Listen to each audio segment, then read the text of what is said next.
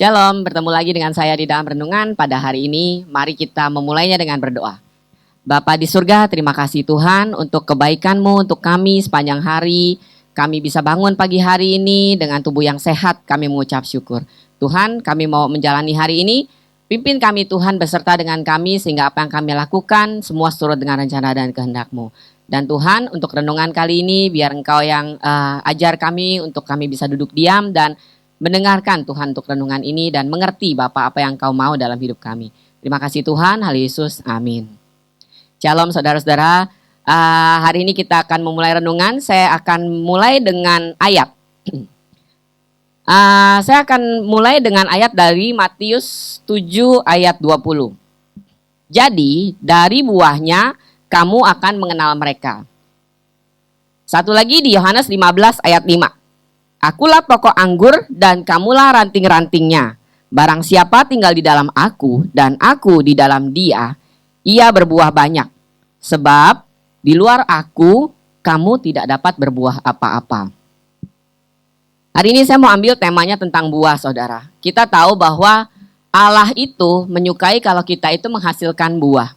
Jadi, kan Bapak Gembala sedang ngomongin soal zombie kan. Bahwa zombie-zombie itu sekarang tuh kebanyakan kelihatan dari karakter mereka yang cuek, yang egois, yang nggak pernah istilahnya terlalu mementingkan diri sendiri gitu. Nah, terus juga begitu banyak di luar sana yang kita tahu notabene-nya mereka itu orang yang seharusnya jadi teladan, jadi berkat. Harusnya itu dengan jabatan yang ya bukan jabatan sih, nama yang mereka sandang itu, mereka itu harusnya membawa orang itu untuk semakin dekat sama Tuhan. Tapi pada kenyataannya, justru mereka membuat orang-orang sekeliling mereka itu menjauh daripada Tuhan. Nah, itu adalah zombie-zombie versi zaman sekarang. Dan itu banyak banget saudara-saudara. Bagaimana caranya kita itu bisa kenal sama si zombie itu? Bagaimana kita bisa bedain itu zombie atau bukan ya?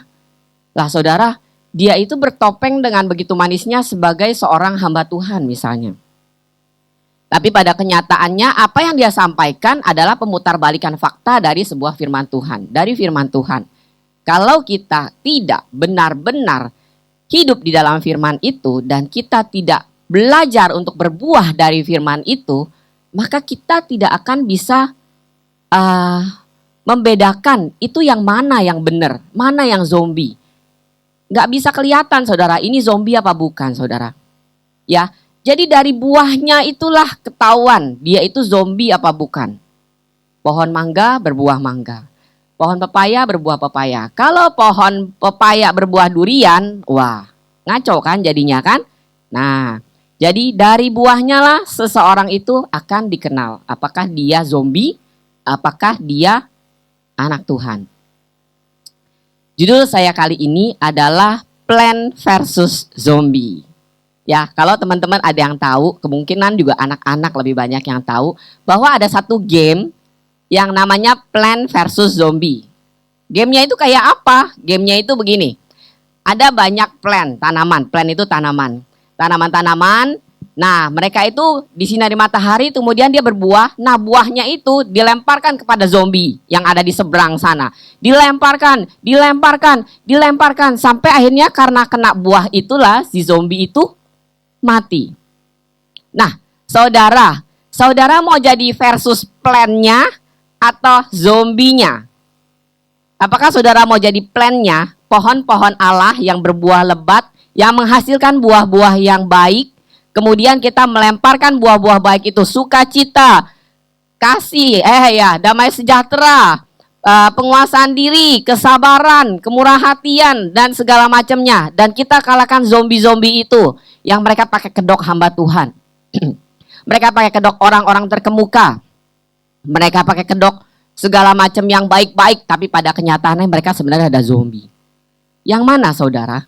Apakah saudara plan atau saudara zombie? Nah, kalau saudara tahu mainan itu, saya harapkan saudara berkesan bahwa saudara lebih ingin jadi plannya, the good people, yang mereka dengan berdiri dengan walaupun mereka sedikit gitu ya, kecil-kecil gitu ya, bukan sedikit, mereka itu kecil-kecil tapi banyak mereka saudara.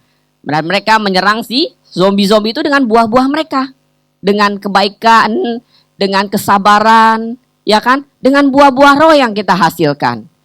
Jadi saya mau tanya saudara, apa buahmu? Apakah saudara berbuah dengan kebaikan, sukacita, kasih, damai sejahtera, kemurahan hati, kesabaran, penguasaan diri, dan apalagi ya, saya agak lupa beberapa, harusnya ada 9, tapi saya lupa. Nah, apa saudara? Di sebelah manakah saudara? Saya berharap saudara berada di sebelah plan. Ya, dan kita akan mengalahkan zombie-zombie yang ada di dunia itu dengan buah-buah kita. Saya tidak panjangkan, inti dari kita bisa ketahuan apakah kita zombie atau kita plan adalah dari di mana kita tinggal sekarang. Tinggal di dalam pokok anggurnya Allah, berbuah lebat, ya kan?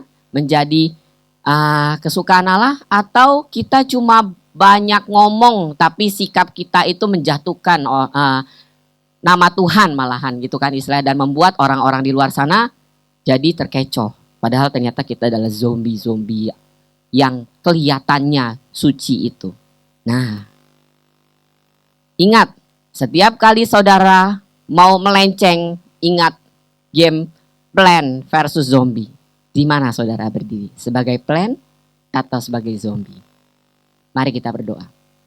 Bapa di surga, terima kasih Tuhan untuk kebaikan-Mu Tuhan.